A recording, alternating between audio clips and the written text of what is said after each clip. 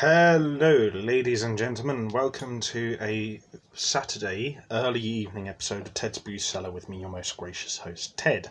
Now, it's currently 5:09 on the 5th of December 2020. Hope I'm finding you all in a good state of affairs. I could be in a slightly better state of affairs considering I just watched the Charlton Athletic game and saw them give away a last-minute penalty to only come away with a 1-1 draw from Shrewsbury Town, but then again, things could be worse, so, what are you going to do?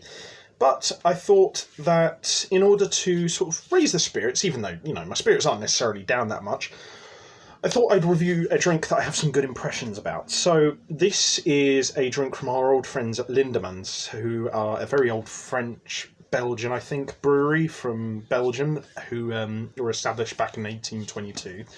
And I've reviewed a couple of their Belgian lambic fruit beers before, their apple one and also their blackcurrant one.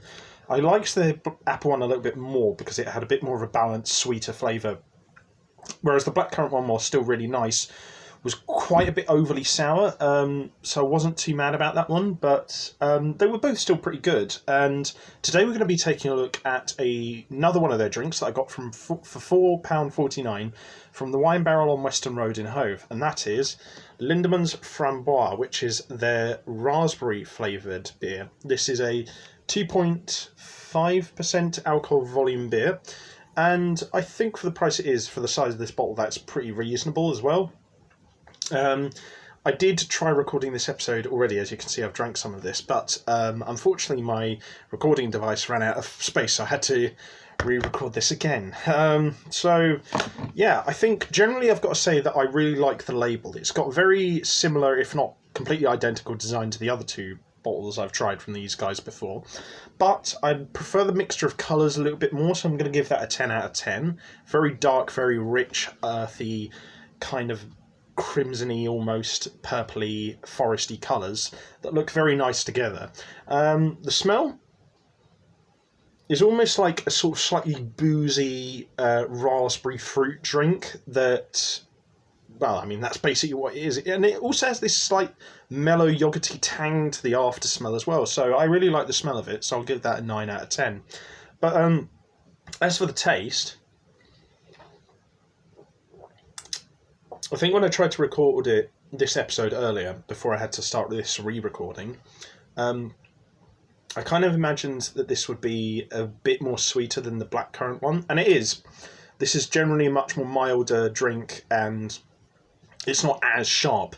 Instead, it replaces like the sharp tang that the blackcurrant Lindemans beer had, with like this sort of kind of almost mellow tartness at the finish that's undercut by this like zing of sourness underneath throughout, but like the majority of the flavour is like this almost creamy textured but like mildly sweet raspberry flavour, which is kind of what I was expecting from the smell, to be honest. So, pardon me, generally speaking, this is what it says on the tin, or the bottle rather, and it meets those expectations pretty accurately, quite honestly. So the question then would be, does it sort of meet the expectation of being a smally, sort of sour but kind of mostly sweet raspberry beer? And it does. It's very simply brewed, and it's got a very kind of one-note flavour almost, but it's competently brewed and it's complex enough that there is a lot to think about there, and it is an enjoyable beer overall. I think I definitely prefer it more than the blackcurrant one. But there probably is like one or two Kriek cherry beers that I prefer to this. But generally speaking, I think that you could definitely do a lot worse than this, and I'm probably going to give it like a 9 out of 10. There's just a couple of parts like the tartness and sourness at the end that I'm not a massive fan of, but I think generally speaking there's very little to complain about this, and it is just a simple, really relaxing and not too sour fruit beer. But I don't know, I think there's just like a couple of little things, particularly around like the fact that I do still think the sourness could be toned back a little bit, and that the